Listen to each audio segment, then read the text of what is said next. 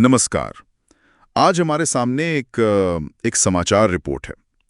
ये महाराष्ट्र नवनिर्माण सेना मतलब एमएनएस के एक वरिष्ठ नेता के बेटे से जुड़े कुछ गंभीर आरोपों के बारे में है।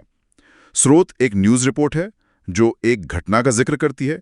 इसमें एक महिला ने नेता के बेटे पर वो बदतमीजी और गाली गलौज का आरोप लगाया है। आज हम इसी रिपोर्ट के तथ्यों को और इससे जो सवाल उठ रहे हैं उन्हें समझने की कोशिश करेंगे। तो चलिए देखते हैं इस खबर में क्या है। रिपोर्ट के हिसाब से ये मामला एक पब्लिक जगह पर शुरू हुआ।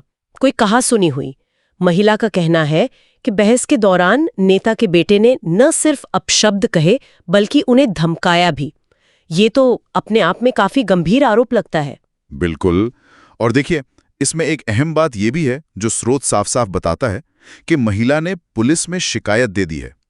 रिपोर्ट कहती है कि पुलिस ने धमकी और अपमान से जुड़ी जो धाराएं हैं उनमें केस दर्ज करके जांच भी शुरू कर दी है। तो मतलब कानूनी प्रक्रिया शुरू हो चुकी है जैसा रिपोर्ट में है। हाँ, वो कानूनी पहलू तो है ही, लेकिन ऐसे मामलों में अक्सर राजनीति भी गरमा जाती है ना जी। रिपोर्ट में इसका भी जिक्र है कि कैसे विपक्षी पार्टियों ने एमएनएस को घेरना शुरू कर दिया है। उनका आरोप है कि भाई पार्टी नेताओं के बच्चों को खास छूट मिलती है। और दिलचस्प बात यह है कि रिपोर्ट ये भी बताती है कि एमएनएस की तरफ से अभी तक कोई ऑफिशियल बयान नहीं आया है। ये चुप्पी भी कई सवाल खड़े करती है। नहीं, सही कहा, बिल्कुल। और यहीं से ये मामला सिर्फ एक घटना नहीं रहता, ये कुछ बड़े सवाल खड़े करता है जिनका जिक्र स्रोत में भी किया गया है। जैसे क्या वाकई जो राजनीतिक रसूख वाले लोग हैं उनके परिवार वालों को कानून का डर नहीं होता? क्या ऐसे मामलों में पुलिस पर या प्रशासन पर कोई दबाव होता है? क्या निष्पक्ष जांच हो पाती है? यहाँ ये जानना भी जरूरी है, जैसा स्रोत ने खुद कहा है, कि उनका काम सिर्फ फैक्ट सामने रखना है, किसी को दोषी ठहराना नहीं। अंतिम फैसला तो जांच के बाद और फिर न्याय प्रक्रिया से ही होगा। लेकिन ये सवाल तो उठते ही हैं। और ये सवाल उठना लाजमी भी है, मुझे लगता है। जब भी कोई ऐसा मामला आता है जिसमें किसी पावरफुल व्यक्ति का नाम जुड़ा हो, तो आम लोगों के मन में एक शक तो आता ही है कि क्या सिस्टम सबके लिए बराबर है, क्या ये ठीक से काम करता है।